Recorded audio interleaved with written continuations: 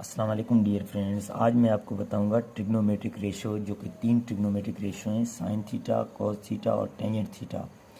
तो फ्रेंड, इन 3 trigonometric ratio की मुख्तलिफ ज़ावियों में वैल्यू क्या होती है। अक्सर बेशतर तो हम कैलकुलेटर का इस्तेमाल करते हैं, लेकिन बग़ैर कैलकुलेटर के अगर हमें एग्ज़ाम में हल करना पड़े तो हमें ये वैल्यूज़ मेमोराइज़ कैसे करनी पड़ेंगी।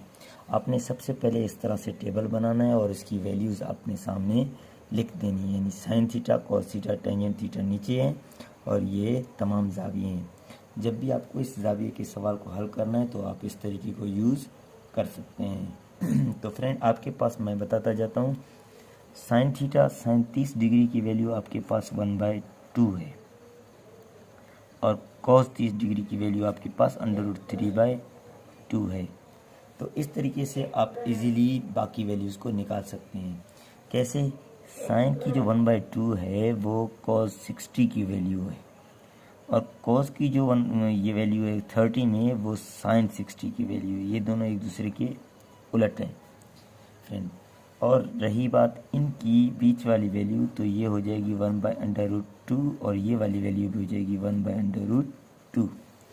आपको फिर मैं मज़ीद बताता चलूँ, ये जो टेंजेंट थीटा है ना, ये टेन थीटा असल में साइन थीटा बटे कॉस थीटा के बराबर होता है। ये इसका फार्मूला है, आपके पास पता होना चाहिए आपको ये फार्मूला। टेंजेंट थीटा बराबर है साइन थीटा बटे कॉस थीटा।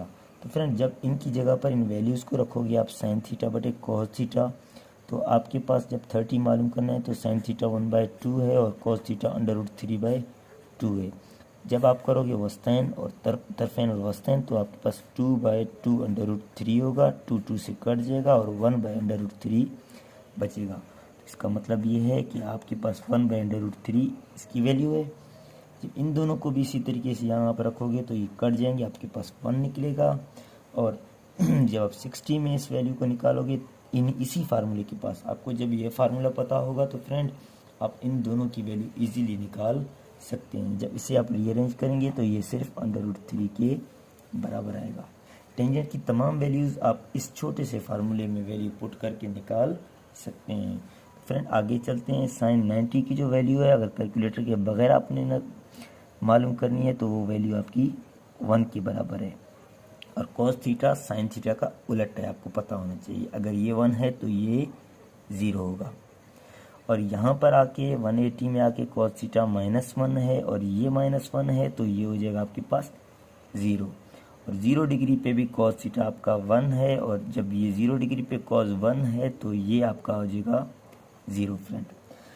फिर रही बात टेंजेंट की, तो हम इसी फार्मूले में रखते जाएंगे। जब इसी फार्मूले में रखते जाएंगे तो साइन बटे कॉस है, अगर साइन ऊपर 1 है और कॉस नीचे 0 है तो 1/0 बराबर है इन्फिनिटी।